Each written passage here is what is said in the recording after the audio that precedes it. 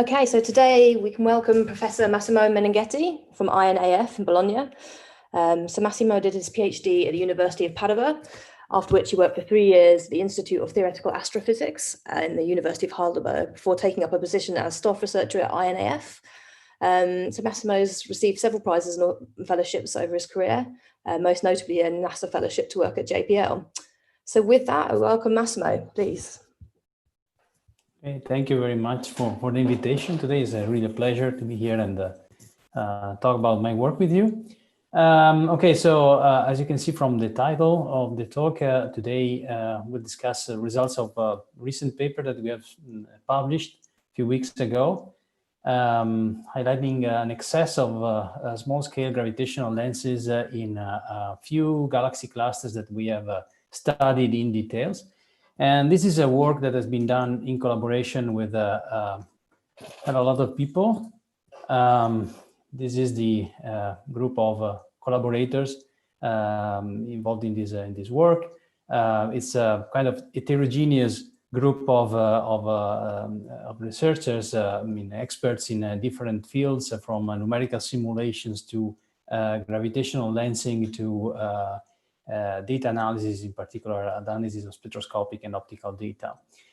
Okay, so I will start by briefly mentioning you what is the main motivation for carrying out this project, which was essentially to try to figure out if the predictions theoretical predictions of structure formation in the context of a cold dark matter scenario are consistent or not with simulations, with observations of galaxy clusters. So in the context of cold dark matter, we expect the structure formation to proceed in a kind of hierarchical fashion, as it is shown in this figure. So we start from smaller objects merging together to form larger structures. And we can study this process of formation of complex and more complex structures through numerical simulations. Then in the end, they show us how dark matter halos in this kind of context should look like. And the 3 figures that you can see here in this slide, there are 3 images of dark matter halos of different masses taken from a very high resolution numerical hydrodynamical simulation, where you can see that basically the result of this process of structure formation is a dark matter halo that contains a lot of substructure, okay?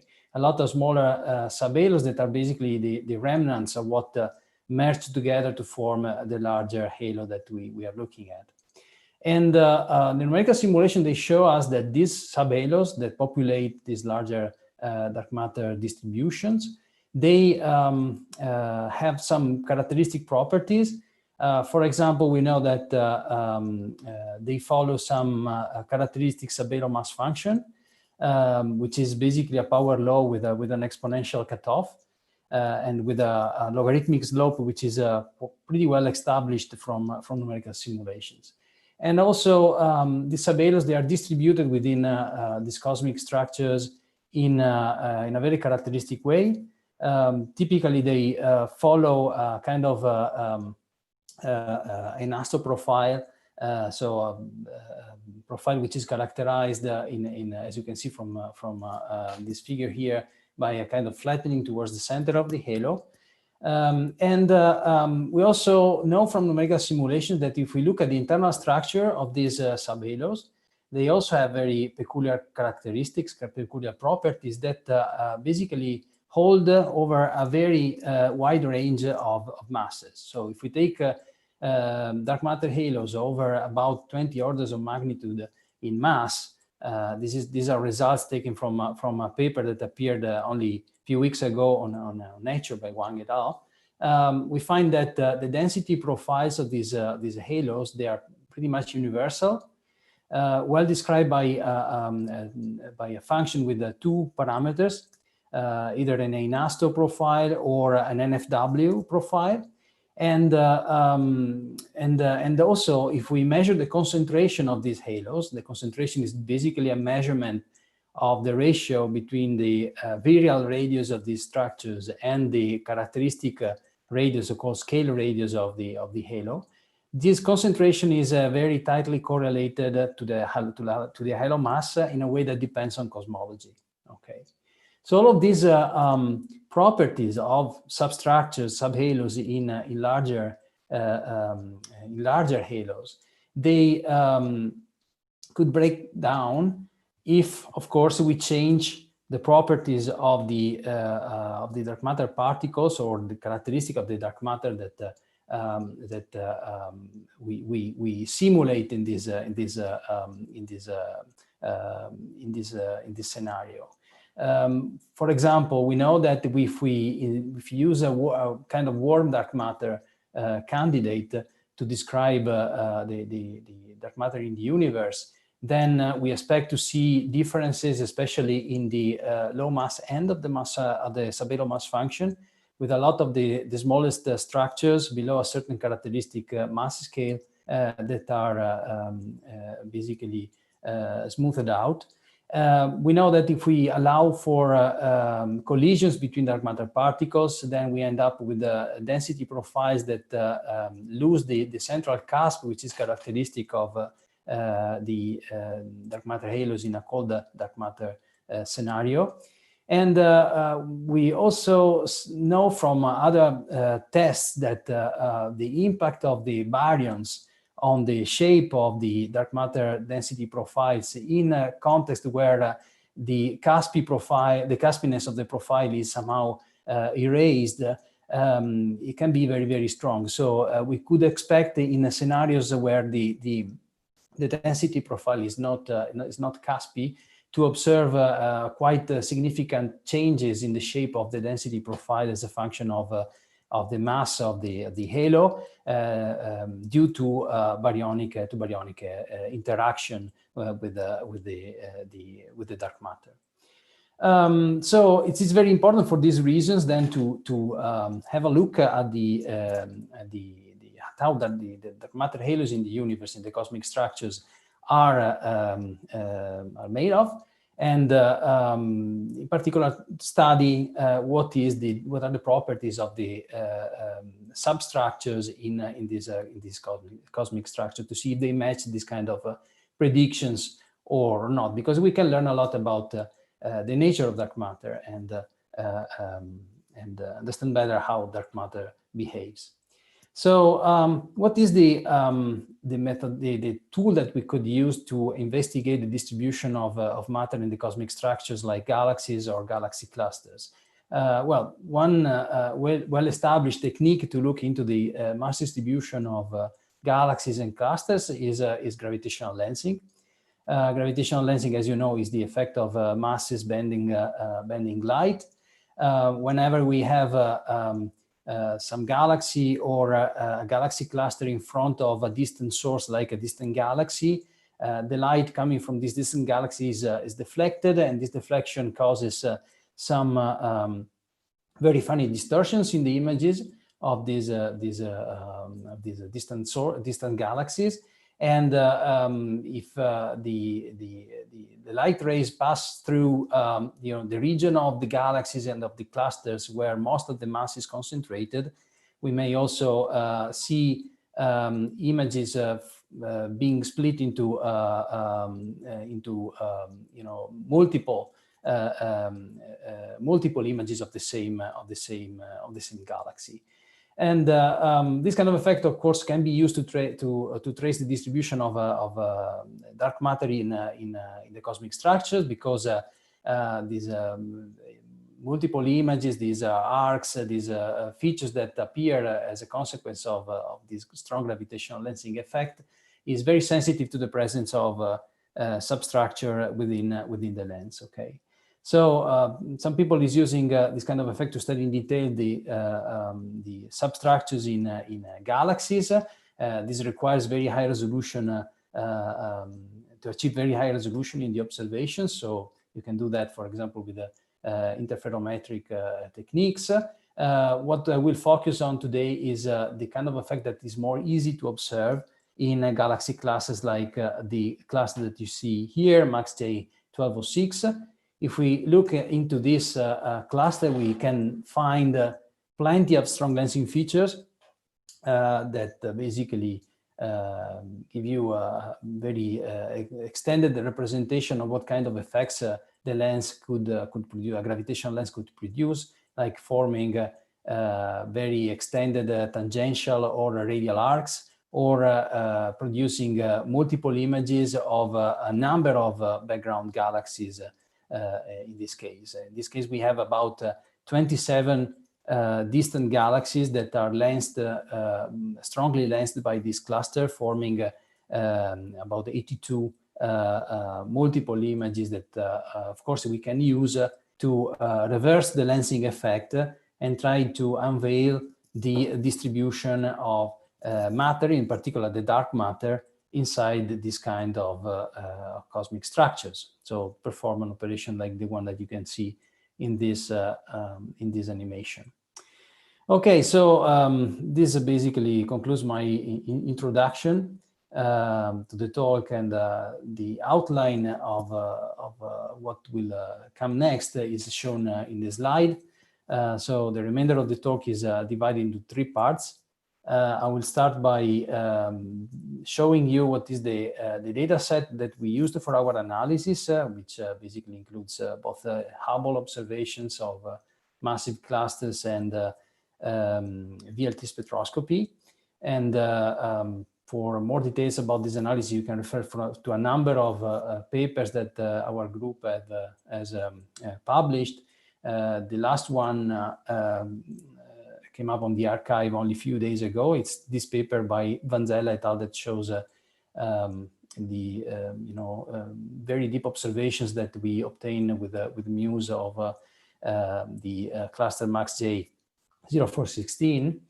Then I will discuss how we model the galaxy cluster, so how we recover from the strong lensing observations, and also using additional information from galaxy kinematics, the mass distribution of the cluster. So how we perform this kind of unveiling of the underlying dark matter distribution in the cluster that we have studied.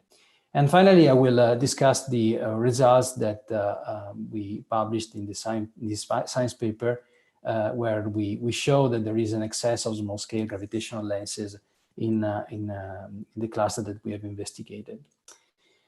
All right, so let's start from the data. So the data that we are using and the analysis that we have done is based on observations taken with the Hubble Space Telescope in the framework of a couple of multi-cycle treasury programs. The first one is the Clusterlensing and Supernova survey with CLASH, which is a program of HST that ran during cycles 18 and 20, when HST invested something like 500 orbits to observe in details the cores of 25 massive galaxy clusters, spanning over a redshift range between 0.2 and 0.9, and observing each of them in 16 bands, covering the whole wavelength range from the UV to the near infrared. This table summarizes a bit how much exposure there is in each band, and what is the limiting magnitude that was obtained in these observations of these 25 clusters. Essentially, the main goal of this survey was to collect enough data, strong lensing measurements, in order to be able to build reliable mass models of these clusters, and to use these reconstructions, the mass reconstruction of these clusters in a number of applications, both in cosmology, for example, for constraining the concentration-mass relation of clusters, or also for exploring the distant universe and find and characterize, for example, lensed supernovae or lensed high redshift galaxies. The successor of this multi-cycle treasury program was then the Hubble Frontier Fields, This is another massive multi-cycle program of HST, where HST has invested 840 orbits to look even deeper into the cores of 6 galaxy clusters, and 4 of them were also part of the clash survey. In this case, as you can see from the table here on the right, the observation go as deep as in the deepest fields that Hubble has observed so far. So magnitude limits of the order of 29 are reached, and of course, going so deep in the course of these clusters where strong lensing takes place, we expected, and they actually found, hundreds of potential strong lensing constraints. So multiple images of a huge number of galaxies behind each cluster that could be used for building a mass model for these clusters. Unfortunately, HST alone is not enough for doing this work. Another strong requirement is to acquire spectroscopic data on these clusters. So this is the reason why the surveys that I just mentioned, they were complemented with some spectroscopic follow-up programs. Spectroscopy is crucial in a strong lensing analysis for a number of reasons. The first one is essentially because you should remember gravitational lensing is a kind of geometrical effect. So in order to convert the intensity of a strong lensing effect that we observe into in a physical measurement of the mass, we need to know what are the distances involved in the gravitational lensing effect itself. So we need the distances between the observer and the lens, and between the lens and the source. So to determine these distances, of course, we need spectroscopy, unless we want to just rely on photometric reshifts. Spectroscopy is also very useful to assign the memberships to galaxies belonging to the cluster. So we want to measure a system like this one. Of course, you see there are many galaxies that are actually those that we used to trace the substructures in this cluster. And in order to build a reliable model of the mass distribution of this object, we need to include all the cluster members, at least those that produce a significant lensing effect. And to do that, again, to assign a membership to a galaxy, and to distinguish a cluster member from something which is in the foreground or in the background of the cluster, we need spectroscopy.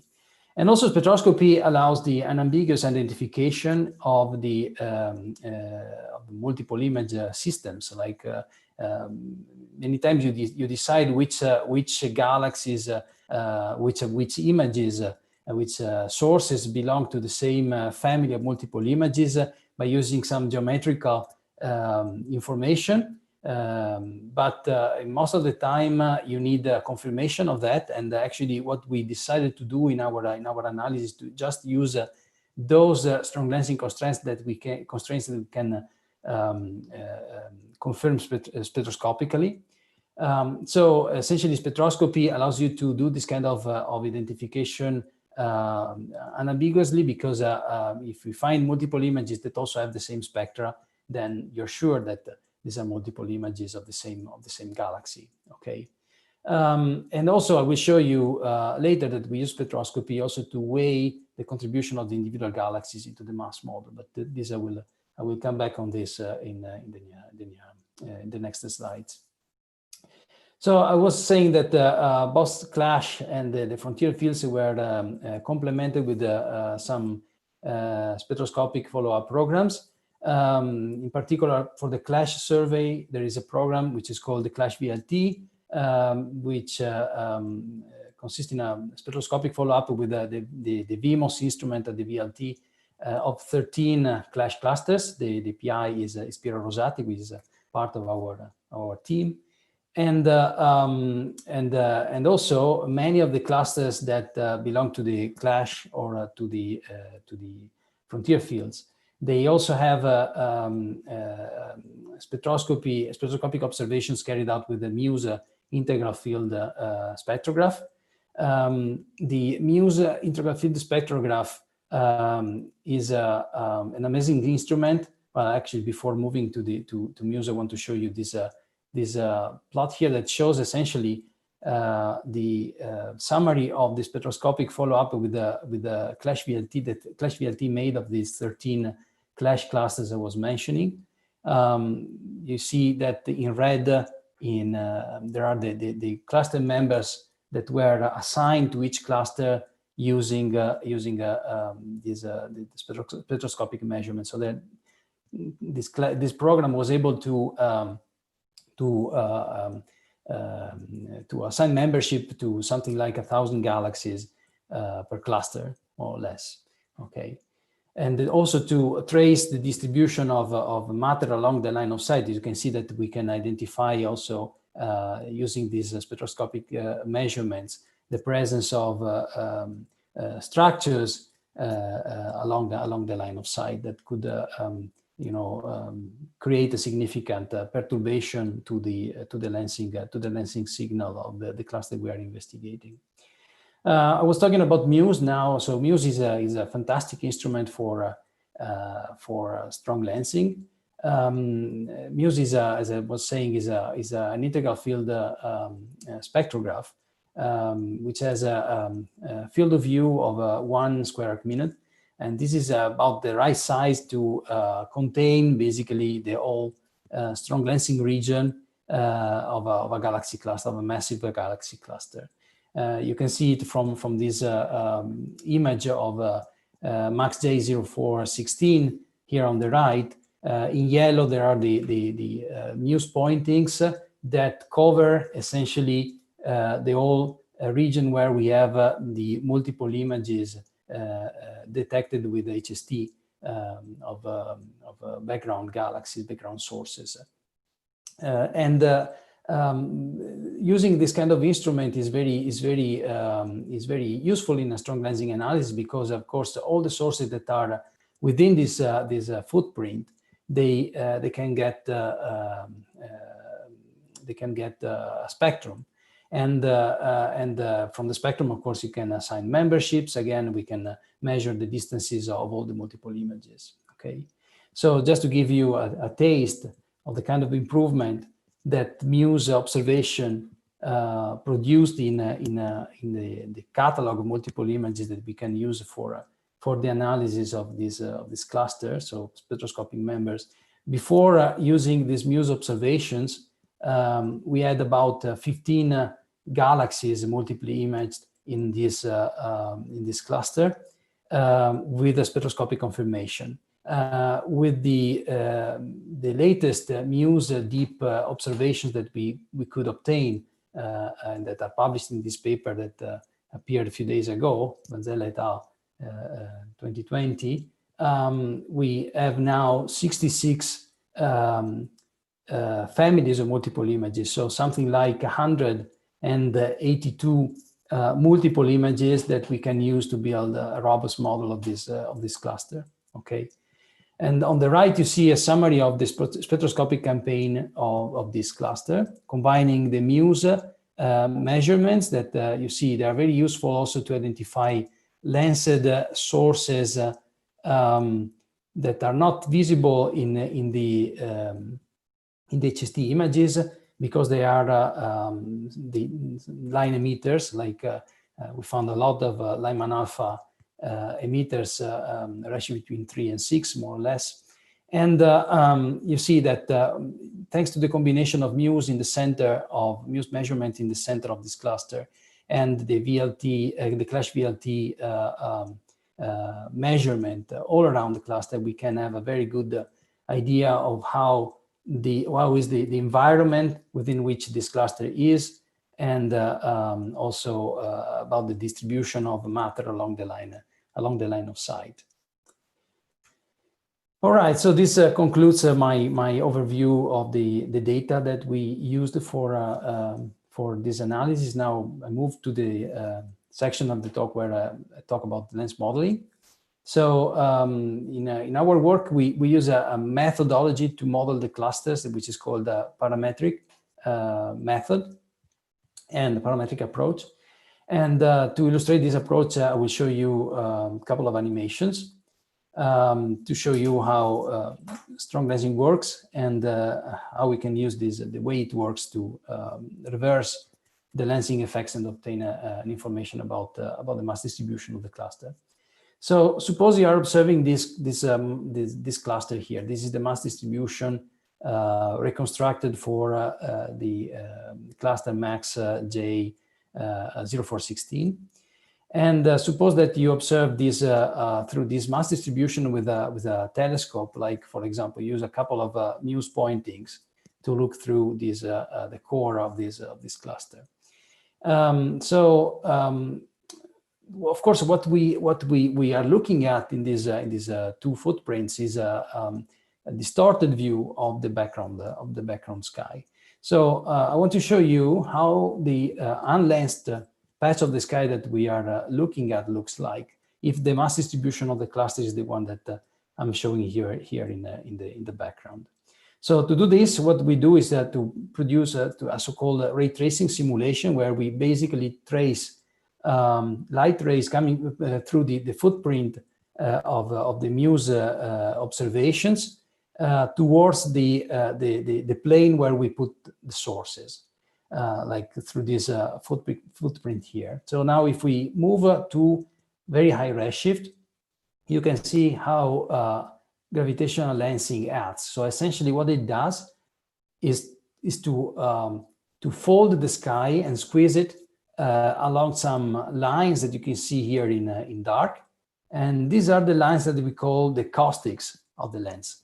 And within the caustic, you can appreciate that if I go a bit back and forth, you can see that essentially within this caustic, there are the regions of the image plane, so the plane we started from, that are now overlapping because of the folding of the sky that happened because of the lensing distortion. Okay, so essentially this is the region of the sky that we are observing, and now what we do is to extract from this image the caustics, and we try to put a couple of sources within these caustics.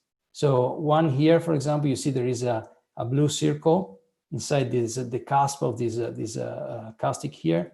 And you see there is another blue circle inside this other caustic. So now if we reverse the action of the lens, so we apply the lensing effect again to this patch of the sky, what happens is that when we unfold the sky, we split these two circles into a set of multiple images that are also distorted to form features like, for example, a radial arc, like this one, or tangentially elongated arc, like the arc that you see here. Okay, so now imagine that the mass distribution of this cluster can be represented through a number of parameters. Okay, I will show you better what I mean with this. So what we can do to delens the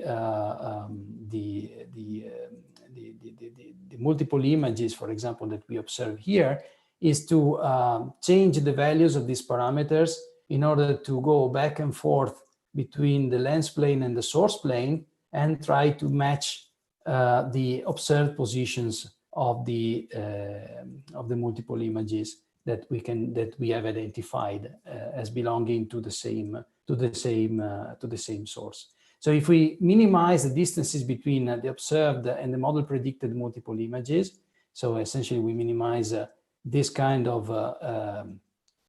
chi-square variable, then we find the best set of parameters that describe our lens. Okay, so this is the approach that we use, which is essentially implemented in a code which is called Lens Tool, which is a pretty old code that have gone through a number of modifications and improvements since when it was first coded by Jean-Paul Kneb in 1996. So now we come to the parameterization that we use for this cluster. So again, I'm showing you MaxJ0416 as an example. We have a pretty complex lens to model, and we assume that this lens is made of a combination of large-scale mass components and or potentials, and small-scale components like the subhalos that we want to include in the model, and we assume to be traced by the cluster galaxies. If we have also information from other observations, like if we, for example, have X-ray observations of the hot gas in the cluster, then we can also use this information and add an additional component to the cluster, which is describing the potential the contribution to the potential from the gas, and we could also mimic the effects of the environment using an additional potential. Okay, so each of these components that we sum up to create the total potential of the lens depends on a set of parameters that are here given by these Xi vectors. Okay. And the parameters, of course, depend on the kind of parameterization that we use to describe each mass component. So in our models, what we do is to assume that the large-scale halos of the cluster, so those describing this diffuse dark matter distribution of the cluster, are given by density profile that are of this kind, so kind of pseudo non-singular isothermal ellipsoid. And we assume that the subhalos, the subhalos are instead truncated isothermal spheres. So each of these mass clump, of course, is characterized by its own set of parameters. For example, the diffuse halos are characterized by a central velocity dispersion and a core radius. The subhalos, they are characterized by, again, a central velocity dispersion and a cut radius. And of course, when we measure, when we combine all of these mass components together, we can get a huge amount of parameters that describe our mass distribution, right? In the case of this cluster, for example, we are combining 4 large-scale halos with 213 subclumps. Okay, so of course we cannot think to optimize each individual subclump individually, because we have too many parameters compared to the constraints that we have available for fitting the model. So the strategy which is commonly adopted in this kind of analysis in the literature is that of assuming that the population of the subhalos in the cluster can be described through some scaling relations between the parameters of the density profile and, for example, the luminosity of these galaxies. And so essentially assume that the galaxies that belong to the cluster, they lay on a fundamental plane, and you fit these scaling relations using the strong lensing information. In our approach, we do something different, because having all of this spectroscopic data in hands, we can also fit at least one of the parameters that characterize the subhalos, so their velocity dispersion, from the spectra of these cluster galaxies. So this was a work of a PhD student from Ferrara, Pietro Bergamini, and what he did was, again, to select all the galaxies that have magnitude below 25.5 in the F160W filter, HST filter, and measure velocity dispersions of these galaxies, and collect basically measurement of velocity dispersion for a quite large subset of the cluster members that we include in the model. So we have about 40 to 60 measurements of velocity dispersion per cluster. We consider robust measurements those down to stellar masses of the order of 10 to the 10 solar masses, and so velocity dispersions larger than 80 kilometers per second. And these are this information can be added into the lens model as a prior. So we use this velocity dispersion measurement as a prior for the scaling relations that we fit through the strong lensing modeling of the cluster. And in this way, we can essentially break some degeneracies between the subhalo and the large scale halos contribution to the total mass of the cluster. You can see, for example, the results of applying these kinematic priors to the modeling of 0416 in this figure here. You see here the posterior distribution of these two parameters that define essentially the normalization of these two scaling relations here between the velocity dispersion and luminosity, and between the cut radius and the luminosity. Without the kinematic priors, there is this solution which was essentially preferred by these two models, in particular by the model by Camigna et al. 2016 of this cluster. With the kinematic priors, we can see that there is a secondary, there is another possible solution, another peak in the posterior distribution for this cluster, which is actually preferred by the kinematic data. And in this way, we break these degeneracies between the normalization of the two scaling relations, and we can measure much better the mass of the subhalos to be included in the mass model. So you can see, for example, in this plot here that the scaling relation that we now determine from lensing is consistent with the velocity dispersion measurements, and which is not the case for the results obtained for this cluster without the kinematic priors. Okay, and in particular, you see that in this case we favor a solution where more mass is placed into the subhalos that we include in the model.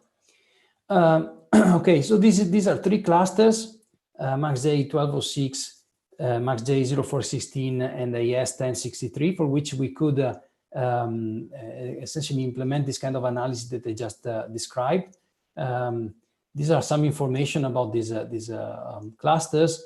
In each of them, we have, as I said, measured velocity dispersions for something between 30 and 60 cluster members, and these are the number of cluster members that we fit with the lensing model. Okay, in each of the clusters, so order 200 cluster members in each cluster, and these are the constraints that we have available. So we have this number of multiple images available from this number of lensed galaxies. Okay,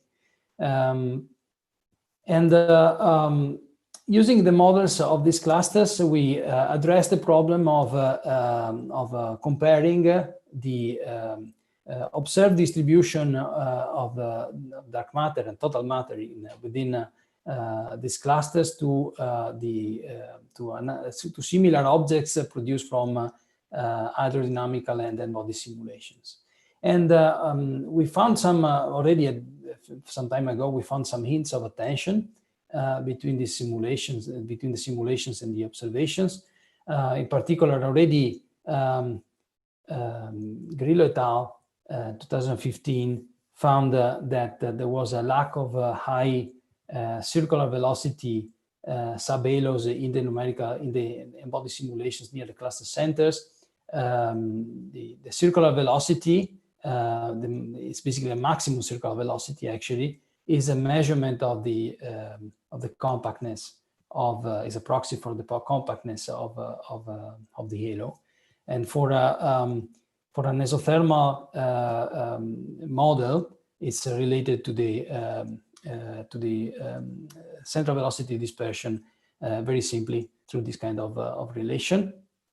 Okay, so if you compare the measurement of the velocity dispersions in the three clusters that I just showed you before with some old simulation that Grillo et al. Used, you already see that there is a kind of tension here with many more high circular velocity subhalos in the lens models compared to the simulations. Natarajan et al. Found another kind of confirmation of this kind of tension in a paper by 2017. Basically, they found that the subhalo mass functions measured in the lens models and in the simulations were consistent, but the radial distribution function of the subhalos in the observed cluster didn't match the radial distribution function of the subhalos in the simulation. So motivated by this kind of inconsistencies that emerged from a first analysis first comparison between the model and the data, we decided to inspect more carefully our models and to implement different diagnostic tests. So what we thought is that that we can use the lensing effects observed in small scales as a diagnostic for the lens models that we have constructed based on the information collected mainly on larger scales. So multiple images of galaxies lensed by the whole cluster rather than from by the single subhalos within the cluster. So the idea comes from essentially by inspecting by inspecting a map like this one. So you see here it is a mass model of Max J1206 here on the left, with overlaid the critical lines of the cluster. Okay, that are the lines along which strong lensing features appear when you put a source near one of the caustics. And what you see here is that the critical line of this cluster is the critical lines of this cluster are many. There is an extended large-scale critical line, which is the critical line of the main halo of the cluster. And there are many secondary critical lines all around here that are critical lines that form around the individual cluster members. And when you go to the source plane, these critical lines, they correspond to the secondary critical lines. They correspond to the caustics that I drawn in, that are drawn here in red, okay? These are the so-called secondary caustics of the lens. And the fact that these secondary caustics exist is an indication that potentially many of the cluster members that we have included in the mass model, they can produce a strong galaxy-galaxy strong lensing effects, okay? Or what we call the GGSL effect. I want to show you what I mean by that. So this is the same animation as before, but I want you to look at what is happening in this region here of the cluster. So when we again go from the source plane, so from the caustics to the lens plane, and we find the critical lines, you see that around this secondary critical line here, there is a set of arcs. And actually, we observe these kind of features around this secondary critical line in this cluster in the Max J 0416, and this is basically a lensed source, so a distant galaxy, which happened to be located within a secondary caustic of this lens. And when you unfold the sky, you form out of this blue circle here, you form this set of multiple images that we observe in this region of the cluster. So what we did, for example, for Max J 1206, having obtained a model for its mass redistribution, was to look around these secondary critical lines that our model predicted, if there were signature of strong lensing effects. And actually we found a few of them. You can see them, for example, 3 of these effects in these three insets. For example, if you start from here, you see around this galaxy, there is this blue ring here is basically a complete Einstein ring produced by a galaxy which is a redshift 1.4042, lensed by the galaxy cluster and by this cluster member. And if you look at, for example, at this other galaxy here there is a triplet of multiple images. And these are 3 images of a source redshift 3.75, lensed by this cluster galaxy again. And if you look into the Muse data around this other galaxy here, you see this is the critical line of this galaxy, redshift 5, and around this critical line there are 4 peaks of Lyman alpha emission that are originated by a Lyman alpha emitter behind this galaxy, which is lensed to form these 4 images. So another galaxy-galaxy strong lensing effect. Okay, so the idea that we had when we observed this kind of features was to use this small-scale gravitational lensing effects to validate the model that we have built, as I said, using information coming from much larger scales. Okay, and for example, what we can test is if these kind of features that were not used to build the model of this cluster, they are well reproduced by the model itself. So these are reconstructions of these lensed features using the deflection field that we have reconstructed for the cluster. And you can see, for example, that the size of this Einstein radius here is very well reproduced by the lens model without the need for being tweaked somehow to fit this data. Okay, and the same for this Einstein cross that we detected in the Muse data set, in the Muse data cube. You see the size of this Einstein cross is really well reproduced by the lens model. We also tested, for example, this perturbation that you see in this arc here. This arc is passing through some cluster members, and you see that there are local curvature due to the perturbation coming from the cluster members. We didn't use the full information about the extended size of this arc in building the lens model, but still the mass model that we reproduce very well this kind of perturbations, meaning that we are putting the right amount of mass within this cluster, within these cluster members.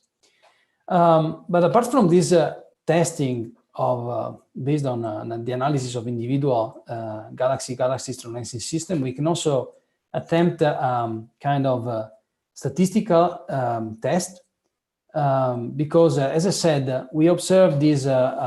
We can observe these galaxy strong lensing events only if there is some source which falls within the secondary caustics that are here shown in red, right? So essentially, we can assign to each cluster cross-section for galaxy strong lensing events by just detecting all of these secondary caustics and measuring their surface, their area. Okay, they are contained within the caustics. And if we sum up all of this area, we obtain a measurement of the total cross-section for galaxy strong lensing. If we divide this cross-section by the area which is accessible through our observations of this cluster, so the area within the source plane, which is basically within the field of view of our observation, then we get an estimate of the probability for galaxy strong lensing events. This is a function of the source redshift. You can see it from this animation here. You see here, if I move the sources from redshift 0.7 to a larger redshift, the sizes of the critical lines and of the caustics increases, and as a consequence, also the probability for galaxy strong lensing increases as a function of the source redshift. Okay, so if you construct such a curve, that describe how the cross-section changes as a function of redshift.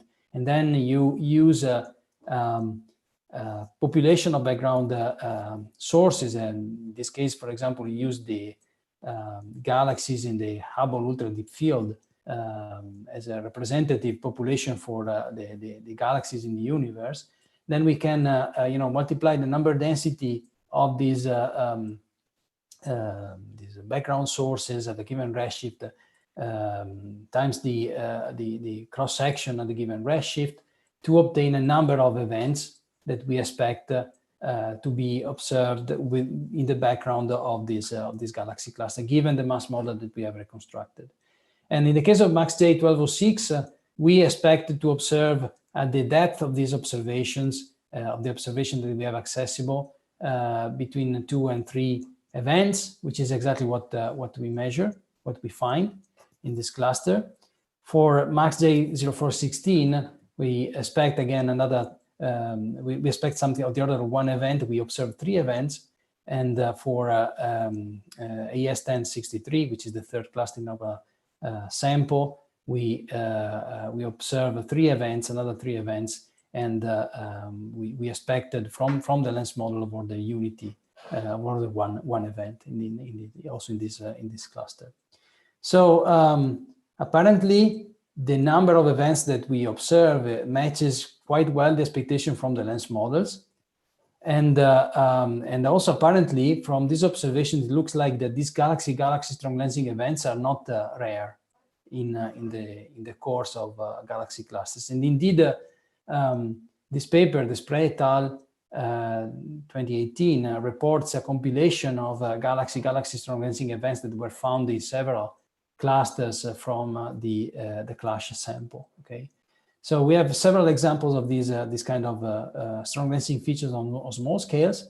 The question now is this rate at which we observe this kind of strong lensing features compatible with what we would expect from structures formed in a context of cold dark matter? So this is the next part of the analysis. So what we did was to select used a number of simulated cluster size halos that could match several properties of our observed clusters to compare to our observational results. So this set of simulations that we have used is called the IANOGA. It's described in these 2 papers, Razia et al. 2015 and Aragone Figueroa et al. 2018. It consists of 25 massive clusters extracted from a cosmological box of 1 gigaparsec cube. These clusters were simulated in a lambda CDM cosmology, as I said, and essentially these clusters exist in different flavors. So in simulations that include different kind of ingredients, but the sample that we use as a reference set, a reference sample, is this AGN set here, that in addition to collisionless dark matter also includes a very complex star formation model that includes radiative gas cooling, star formation, metal enrichment of the AGN, energy feedback from supernovae and the AGN, several other effects. So kind of state-of-the-art description of the baryonic physics for what we know in galaxy clusters. And resolution of these simulations is of the order of, you see, 8 times 10 to the 8 solar masses per dark matter particle, 1 times 10 to the 8 solar masses per gas particle, with a very good force resolution also. And we use snapshots of the simulations covering the redshift range of our clusters, so between 0.25 and 0.55. For each cluster, we take 3 different projections along 3 different orthogonal line of sight. So we have essentially 75 lens plane times 6 redshifts for each lens plane, and 450 lens planes in total that we can use for our comparison to the observations. And as I said, the sample is matched to the observed clusters in terms of many properties like the mass, the concentration, the central surface densities, the core ellipticities, and so forth. So what we found from the comparison between the lens models and the simulated data is visible in this plot. You can get a taste from this plot here. What we found here on the top, you see again the figure that I showed you before. So this is the model of MaxJ 1206 with all the secondary critical lines popping up, and the caustics with the secondary caustics in red. And I remind you that this model here predicts the right number of observed galaxy-galaxy strong lensing events. Okay. If we take a simulated halo, a simulated cluster that matches very well this cluster, is a kind of MaxJ 1206 analog, like the cluster here below. You see the size of the primary critical lines is very similar, which means basically that there is the right mass of dark matter and baryons within this region at the center of the cluster.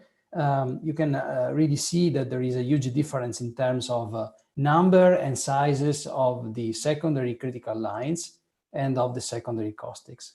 So a model like this one, a cluster like this one, cannot predict the same number of observed events of galaxy-galaxy strong lensing that we observe in a cluster like MaxJ 1206. So if we try to be more quantitative, we can compare the galaxy-galaxy strong lensing probability computed as I showed you before for these three clusters with the same quantity measured from the numerical simulation. So from the critical lines and caustics that we detected in the numerical simulations. And you can see that there is a mismatch of about an order of magnitude between these two curves, showing that the probability for galaxy-galaxy strong lensing events is much higher in this cluster sample, in this observed cluster sample, compared to the similar simulations. And you can say, okay, maybe your sample is your reference sample is kind of peculiar. We repeated the same analysis using models of the other 4 frontier fields clusters that were not part of our sample, using some models that we didn't make, were made by other authors without galaxy kinematic priors. We found essentially a mismatch which is even higher than for our reference sample. And we also tested 4 additional clusters taken from the CLASH survey model without the galaxy kinematic priors, but with a sufficient number of strong lensing constraints available. And we also find results that, I mean, despite the larger scatter, are consistent with what we measured in our reference sample. So what is going on? Essentially, what we have found here is that there is a kind of subhalo compactness problem that is better illustrated by this figure here on the left. This shows the circular velocity, the maximum circular velocity as a function of the subhalo mass, and the black line here is what we fit from the lens models of the 3 clusters in our reference sample. And all these data points, the color data points, they are basically measurements of these 2 quantities taken from subhalos in numerical simulations. And the dashed orange line is a fit to the subhalos that are within the strong lensing region of the simulated clusters. And you can see that from the comparison between these 2 lines, that there is an offset, and in particular at the given mass of the subhalo, we find that the circular velocity of the observed cluster members, galaxies in clusters, are higher, quite substantially, something like 30 to 50%, than the corresponding circular velocity measured in simulated subhalos.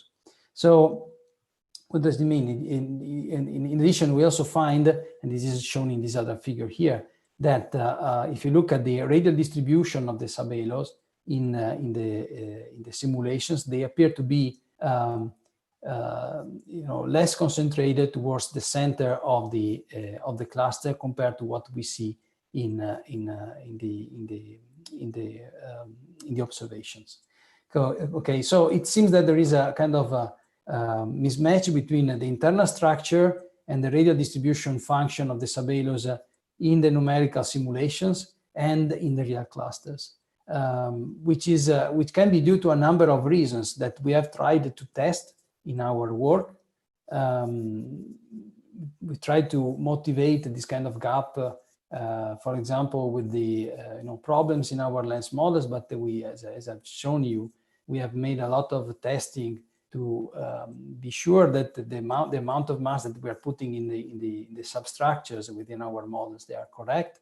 We tested, for example, if there could be some kind of contribution to the galaxy-galaxy strong lensing cross-section from line of sight structures pumping up the capability of the cluster members to produce strong lensing events, but this is not the case.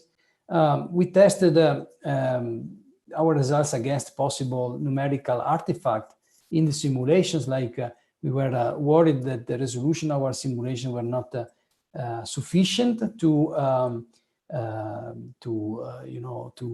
resolve the small scale structures in this cluster. But actually, if we compare our results with other simulations which have a factor of 100 better mass resolution than the simulation that we have used in this work, we see that the simulations, they are all consistent. You see both a comparison between the green data points are our simulations, the white triangles and the stars here are subhalos taken from the Illustris one and the Hydrangea simulation, where I said the mass particles are a factor of 100 smaller than in mass than the particles in our simulations. And we also, as I said, tested our results against selection effects. We didn't find an explanation yet to this gap. So the two remaining options are that either there are some dynamical or physical processes in the simulation that are very poorly modeled, but we don't know exactly what they could be. We tested the feedback, but they could have a huge impact on the structure of dark matter subhalos, but we found that this is not the case. It's not sufficient to switch off this feedback to resolve the problem. Perhaps we are neglecting some additional physical ingredient, or these results, they could signal some kind of deeper problem with the CDM paradigm, which could be, of course, very interesting to figure out. Okay, so this was my last slide, and thank you very much for